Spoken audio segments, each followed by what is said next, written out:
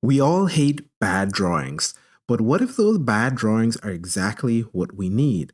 Today, I want to share with you a big mindset shift that hit me this week after a drawing went horribly wrong. And I promise if you give me 5 minutes of your time, you will not regret this. And then, after I explain all this, I will jump into my sketchbook as I usually do and show you exactly what happened to me this week and what are my plans going forward. So, first of all, am I going to be doing bad drawings on purpose? No, not on purpose. It's not like we are going to set out to really do horrible drawings, bad drawings, just to get this effect that I am going to tell you about. No. As a matter of fact, the drawings that you do may not even appear to be bad drawings to others around you. So, first of all, what are bad drawings? So, these are drawings that you're not particularly satisfied with once you're done. These may also be drawings that you just downright hate after you finish them. You want to crumple up the paper, tear it up, burn it, whatever it takes to get rid of that image that's in front of you. But here's the question: why don't you like the drawing that's in front of you? The issue really boils down to, it seems, the knowledge versus skill gap. So, knowledge is your understanding of a concept intellectually, while skill is the ability to apply that knowledge in practice. And as a matter of fact, it seems like the level of disappointment and frustration we feel is directly based on how big the gap is between these two things, your head knowledge and your skill level. So, this is why so many persons who have seen a lot of art videos, a lot of art, a lot of tutorials, maybe even have taken a lot of classes, get very discouraged and very frustrated when drawing. And really, it comes down to the fact that they have not put in enough time between classes, between tutorials, between videos, and their skill has not caught up to the head knowledge that they've gained from taking in so much information. There is a huge gap, and so they feel a huge amount of frustration. By the way, this is also why children probably are able to draw for fun most of the times, even though their drawings to us adults, doesn't look quite right. But they enjoy it nonetheless. And that's because the gap between their head knowledge and their hand skill is almost non existent. And this is why the Draw More slogan is so important regardless of what stage of drawing education you're at. It is helpful for everyone and anyone because it gives your hand the opportunity to begin catching up to your head knowledge. And I find myself falling into this same trap because I have so much information available to me most days. I find that normally I am overlearning and under practicing, widening the gap between these two and setting myself up to create bad drawings. Drawings where my art knowledge exceeds my skill level and I'm setting myself up to be disappointed. So here's the thing, and this is the most important thing that I feel like I learned this week. Because this disappointment and frustration that we feel, this is normally a feeling that we want to avoid and get rid of. How do I not feel frustrated? How do I not feel disappointed when I do bad art? But now I'm recognizing that this feeling is actually evidence that I am actively working on closing the gap between my head knowledge and my skill level. I actually need to do some bad drawings. This is important. So let me jump into my sketchbook and I'll show you exactly what happened this week and why I plan to deliberately do more bad drawings. Okay, so here we are in the sketchbook, and I wanted to start on this first page, not because this is the bad drawing I was talking about, just to show some of the things that I am moving towards.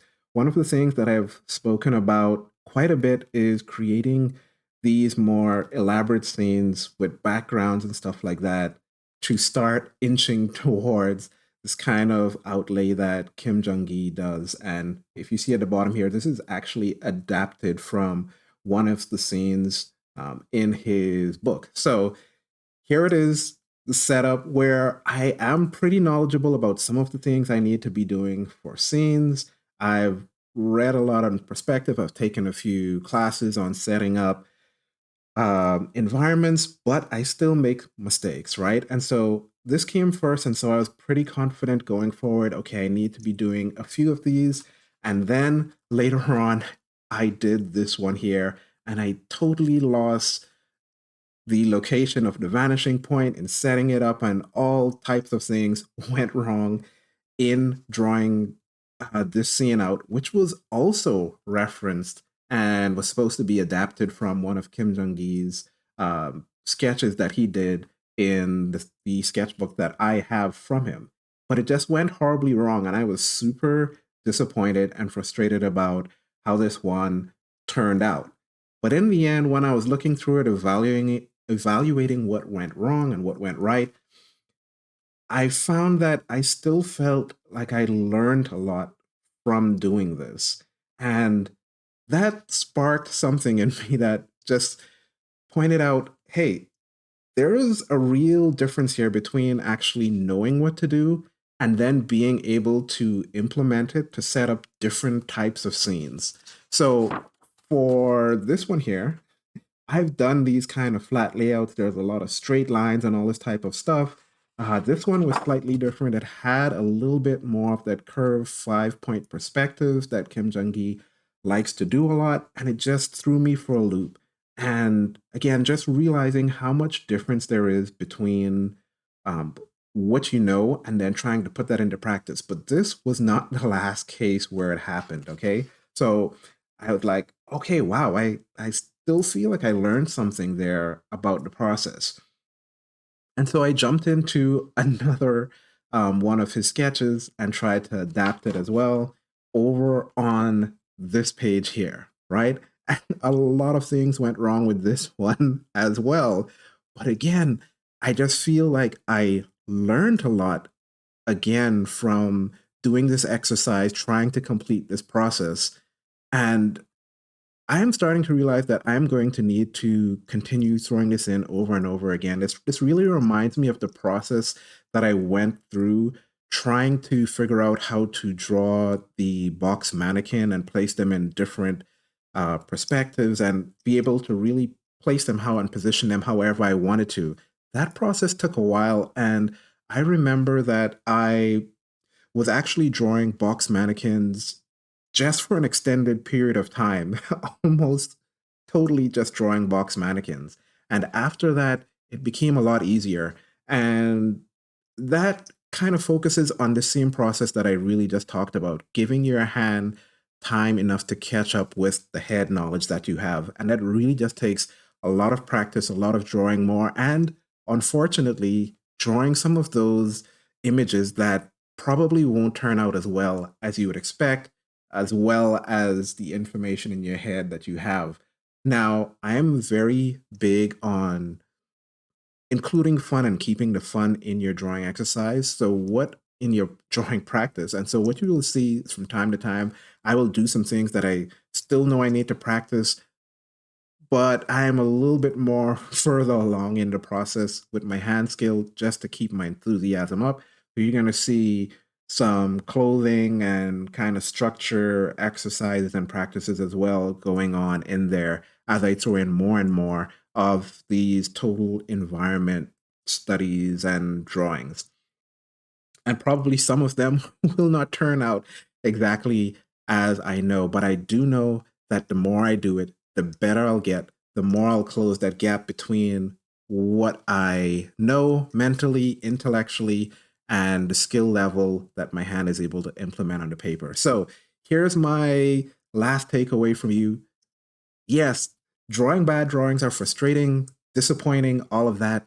And yes, spend time drawing things that you're good at, things that give you fun, excitement. But every once in a while, step out your comfort zone just a little bit in the direction of where you want to take your art. Do some of those bad drawings. And yes, they will be bad, but just know that that feeling that you get when you're pushing yourself, pushing your limits a little bit, that's actually taking you toward your goal, reducing that gap between your head knowledge and your hand skill, and will it will end in progress in your art. And so if you found value in this, consider leaving a like, Tell me what you think about this concept of closing the gap between your head knowledge and your hand knowledge, and I'll see you in the next video. Bye.